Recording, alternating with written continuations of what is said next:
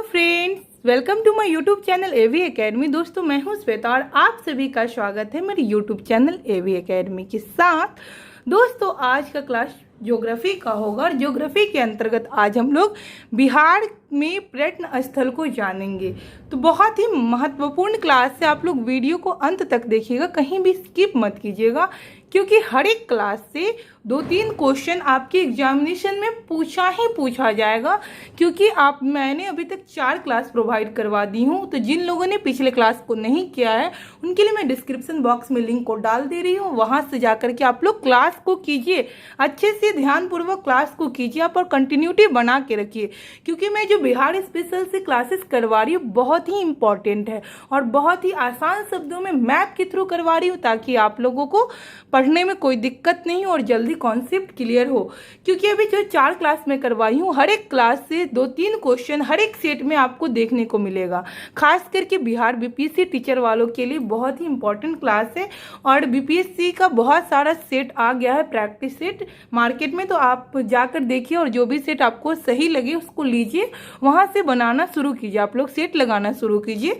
और उस सेट में आपको देखने को मिलेगा कि डायरेक्ट क्वेश्चन आपको देखने को मिलेगा।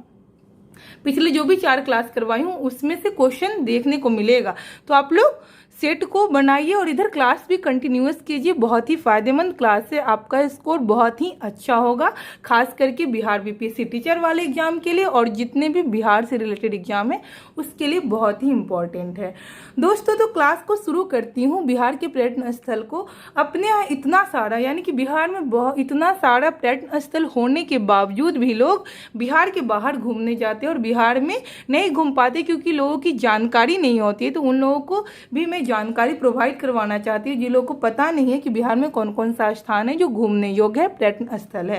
तो इसको जानेंगे हम लोग। तो चलिए शुरू करते हैं आज के क्लास को। बिहार में पर्यटन स्थल को देखते हैं। बिहार में पर्यटन नीति 2015 के तहत पर्यटन को उद्योग का दर्जा मिला गया। 2015 के तहत पर्यटन को जो उद्योग का दर्जा दिया गया है।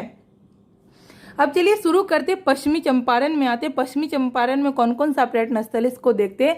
वाल्मीकि नगर वैराज है, वाल्मीकि राष्ट्रीय उद्यान है, भितिहरवा आश्रम है। तो ये तीनों जो पश्चिमी चंपारण का पर्यटन स्थल है। अगर आप लोग पश्चिमी चंपारण जाने का मौका मिले तो आप लोग ये तीनों जगह को विजिट कीजिए, वाल्मीकि नगर वैराज, वाल्मीकि नगर राष्ट्रीय उद्यान और भितिहरवा आश्रम, तीनों को घूमिए।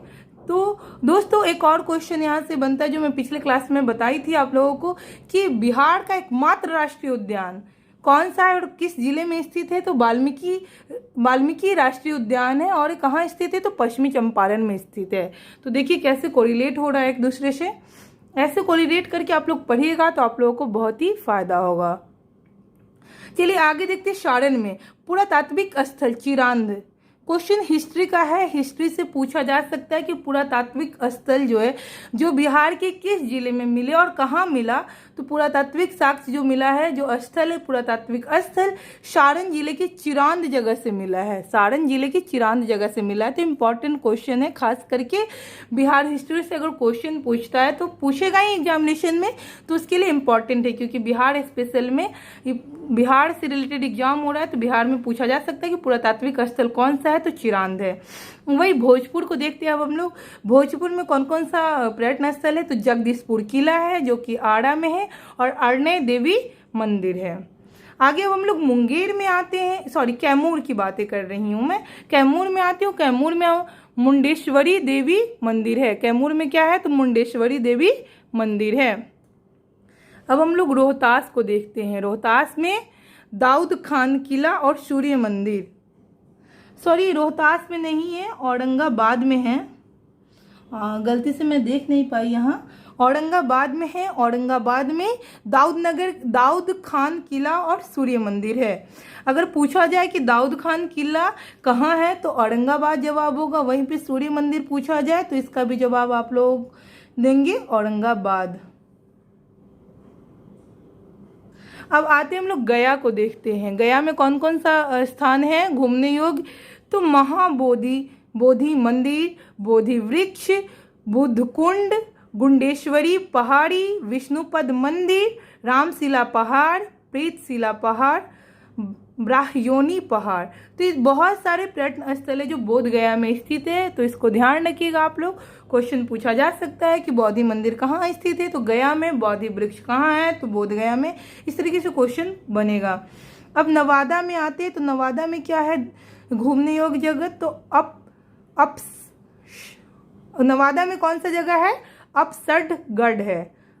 अपसरगढ़ जो है जो नवादा में घूमने वाला जगह है। वहीं पे हम लोग आते हैं नालंदा की बात करें तो नालंदा विश्वविद्यालय और शांति स्तूप राजगीर। नालंदा में घूमने वाला कौन सा जगह, तो नालंदा विश्वविद्यालय, यानी कि सबसे पुराना विश्वविद्यालय है। और नेक्स्ट जो है जो हमारा विश्व शांति स्तूप राजगीर में। तो नालंदा में 2 जगह है, नालंदा विश्वविद्यालय और वहीं पे विश्व शांति स्तूप राजगीर में है। ठीक है,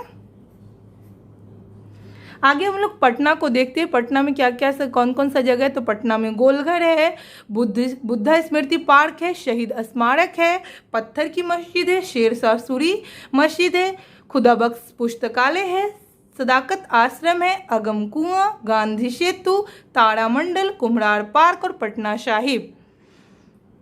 यहाँ गुरुद्वारा है पटना साहिब में। तो ये जो जितना जगह पटना में भी बहुत सारा जगह है जो कि घूमने योग्य है, पर्यटन स्थल है। तो आप लोग पटना आने का मौका मिले, पटना आइए और घूमिए, बहुत अच्छी अच्छी जगह है, आपको घूमना चाहिए। आगे मुंगेर में मुंगेर का किला है। वहीं पे भागलपुर में देखिए तो महमूद शाह का मकबरा है। भागलपुर में महमूद शाह का मकबरा है। वही सहरसा में कंदहा सूर्य मंदिर है। देखिए सूर्य मंदिर 2 जगह देखने को मिल रहा है। एक सूर्य मंदिर हम लोग औरंगाबाद में देखे सूर्य मंदिर, और यहाँ जो है सहरसा में जो सूर्य मंदिर है वो उनका नाम है कंदहा सूर्य मंदिर। तो कन्फ्यूजन नहीं होगा, आप लोगों को नहीं होना चाहिए। पूर्णिया में जलालगढ़ किला है, पूर्णिया में जलालगढ़ किला है। वहीं वैशाली में देखा जाए तो विश्व शांति स्तूप है, अशोक स्तंभ है और सोनपुर मेला है। वैशाली में क्या क्या है, तो विश्व शांति स्तूप है। विश्व शांति स्तूप 2 जगह है, एक राजगीर में है और एक वैशाली में है।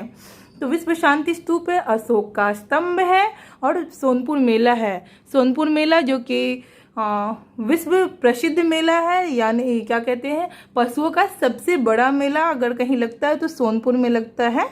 तो ये सारी चीज़ें जो है जो वैशाली में आपको देखने को मिलेगा।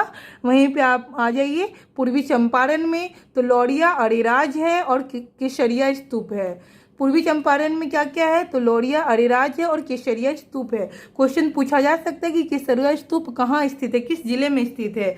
आपके ऑप्शन में दे दिया जाए पूर्वी चंपारण, पश्चिमी चंपारण, वैशाली और इधर दे दिया जाए आपको क्या कहते हैं नालंदा। तो आप लोग कंफ्यूज नहीं कीजिएगा, क्योंकि विश्व शांति स्तूप जो है जो नालंदा और यहाँ वैशाली में है, और केसरिया स्तूप जो है जो पूर्वी चंपारण में है। तो स्तूप से नहीं याद रखेगा, स्तूप का नाम होना चाहिए। विश्व शांति स्तूप होगा तो आप लोग वैशाली लगाइएगा, या फिर नालंदा ऑप्शन देख के आंसर लगाइएगा। वहीं पे अगर केसरिया स्तूप की बात की जाएगी तो आप लोग का जवाब पूर्वी चंपारण होना चाहिए, क्योंकि केसरिया स्तूप पूर्वी चंपारण में स्थित है और यहाँ से क्वेश्चन पूछता है इंपॉर्टेंट पॉइंट से।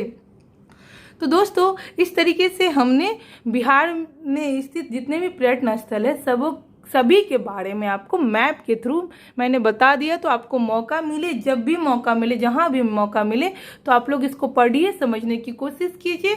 और क्वेश्चन पूछेगा, घूमना जरूरी है, आप लोग घूमिए, लेकिन अभी एग्जामिनेशन के पर्पज से आप लोग वीडियो को ध्यान से देखिए और समझने की कोशिश कीजिए, क्योंकि 1 नंबर आपका निश्चित पूछेगा ही पूछेगा। तो ध्यान होना चाहिए, ध्यान में आप लोग को रहना चाहिए कि बिहार का अगर पर्यटन स्थल है तो कौन सा स्थल कहाँ है, किस जिले में स्थित है, इसके बारे में याद रखना पड़ेगा आपको, क्योंकि क्वेश्चन कुछ भी पूछ सकता है। क्वेश्चन फिक्स नहीं है कि क्या पूछेगा, बट अगर आपका कॉन्सेप्ट क्लियर रहेगा तो आप जवाब सही बना करके आएंगे। तो दोस्तों मैं उम्मीद करती हूँ कि हमारा क्लास आपके लिए बहुत ही ज़्यादा फायदेमंद होगा, बेनिफिट होगा, आपको इससे बेनिफिट मिलेगा, आपको बेनिफिट जरूर मिलेगा। आप एग्जाम देकर आएंगे तो आपको जरूर लगेगा कि हमने बहुत सारा क्वेश्चन जो है जो इस क्लास के माध्यम से सही करके आए हैं, अच्छा करके आए हैं। तो इसी तरीके से कंटिन्यूअस बिहार स्पेशल से रिलेटेड आपको क्लास में प्रोवाइड करवाती रहूंगी।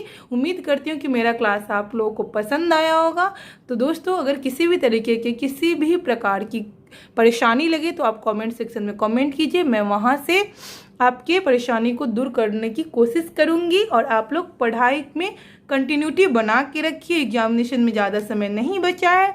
19 अगस्त से आपका एग्जाम शुरू हो जाएगा, खास करके बिहार बीपीएससी टीचर वाला। तो आप लोगों को पूरा फोकस करना है कि इस बार आप लोगों को जॉब ले ही लेना है, किसी भी हालत में जॉब लेना है तो लेना है, आपको बस एक सीट से मतलब है।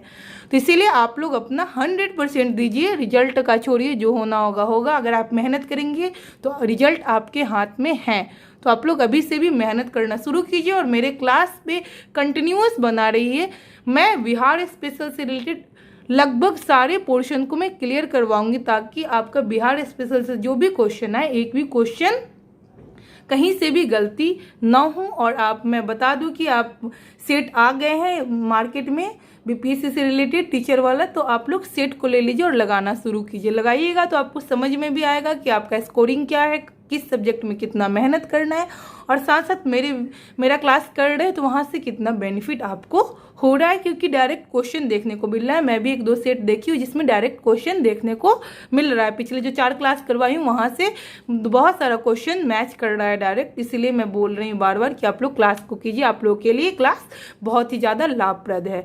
तो दोस्तों, आप लोग कमेंट सेक्शन में भी बताइए कि मेरा क्लास किस तरीके से आपको हेल्प कर रहा है। Thanks for watching my video. अगर अभी तक आपने हमारे यूट्यूब चैनल एवी एकेडमी को सब्सक्राइब नहीं किया तो सब्सक्राइब कर लें एंड बेल आइकन को दबा दें, ताकि लेटेस्ट अपडेट आपको मिलता रहे। और आपने अपने दोस्तों में भी शेयर करें, ताकि उन लोगों को भी इस क्लास से लाभ मिल सके और उन लोग भी बैठे बैठे बिहार स्पेशल की क्लास करें और बिहार के बारे में जाने, उनको भी बिहार के बारे में जानने का मौका मिले। Thanks for watching my video. Thank you.